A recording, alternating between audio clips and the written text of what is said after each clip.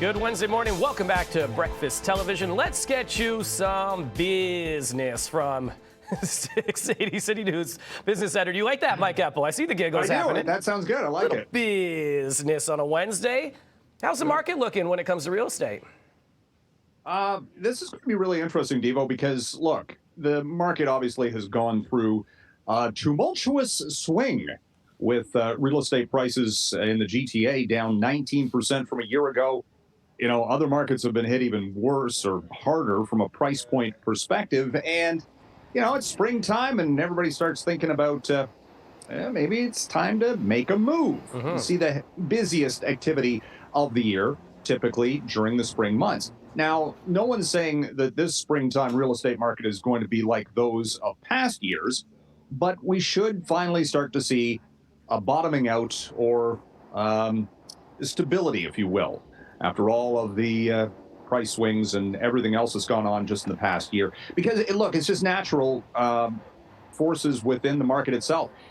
At some point, you know, people decide they got to move, they got to buy or sell. You know, it just happens naturally, whether the market is good or not.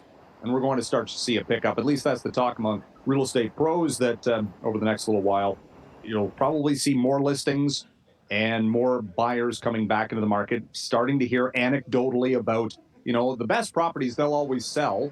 And they're going to see bidding wars and maybe even some bully offers again. Oh, wow. Look, if you can, well, look, the interest rates have stabilized and prices again have adjusted. So people are kind of recalculating things and can now better estimate what their monthly costs are going to be. So that's when you're going to see again, the psychology maybe turn just a little bit. It's going to be slow, but it'll start to likely stabilize here over the near term. Yeah, that's how you know spring is sprung, right? When you see that real estate market starting to kind of pick up in that way. You mentioned about those expenses, and you can kind of see where they're at. Inflation through the month of February, what was that looking like? Well, it came down. The Stats Canada report on inflation showed that the overall cost of living at 5.2%, down from the 5.9% in January. So the trend is better. You know, it was at 8% back in, I think, June or July last year, if memory serves. Look, the biggest problem, though, Devo, is still food prices. The grocery inflation gauge was at 10.6%. So, you know, we've heard from the CEOs of the grocery store companies, and they're still talking about supply chain and all of the other moves of the food market right now. And again, you're probably not going to start to see that move very much until we get into the summer months, when we actually start to get, you know, locally produced fresh fruits and vegetables, things like that. And you'll start to see more supply come on, and then you'll have a little bit more price competition. Should mention, though, the takeaway from that inflation report is the Bank of Canada will stay on the sidelines next month, likely for interest rates. The U.S. Federal Reserve today will likely raise interest rates 0.25%. And if you think inflation's bad here, the British numbers today out of the U.K., inflation there 10.5%, and their food prices are up 14%. So, I mean, every country is different. But, price pressures remain prevalent. Hey, we're a day away from the Ontario budget. Next Tuesday, the feds make their budget as well. That's going to be front and center. Money, money, money. Everyone's trying to get a deal. And it looks like you're not getting a deal over at Nordstrom as much as you thought you might be able to.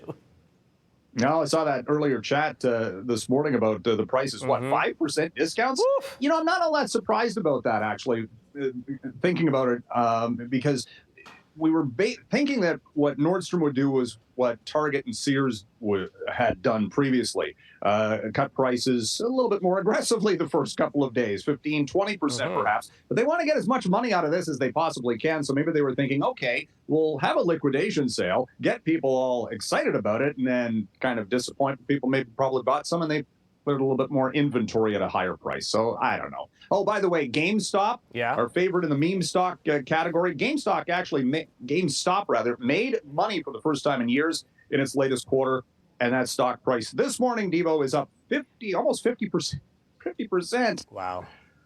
Good about it yesterday. Listen, man, video games is where it's at, right? Coulda, shoulda. That's an industry yes, that's... but I thought people were downloading these things directly to their machines at home as opposed to actually going into a physical store. Yeah, but you know what? It's also the consoles and things like that, because I know right now they have a deal where you can trade in. Like I can go take my PS4 there, and they're going to give me some money back for that. They're going to sell that for a good amount as well, right? So there's a lot of nice to see the business stabilizing, I think, is the case for GameStop. For sure. You talking about a good deal. That's our sound off question as we get ready for break here, Mike. What's a good deal for you? What's the percentage you need? You are a business guy, Mike Eppel. What is it for a good deal? I always love a good discount. And that goes for stocks too. Buy them on sale. 25%. Okay. 25%. All right. Yeah. That gets your attention. That's kind of middle. I'm guessing that's middle of the road. All right. I like it. All right, Mike Eppel, thank you so much. You sound off coming up next. What do you consider a great bargain? Let us know.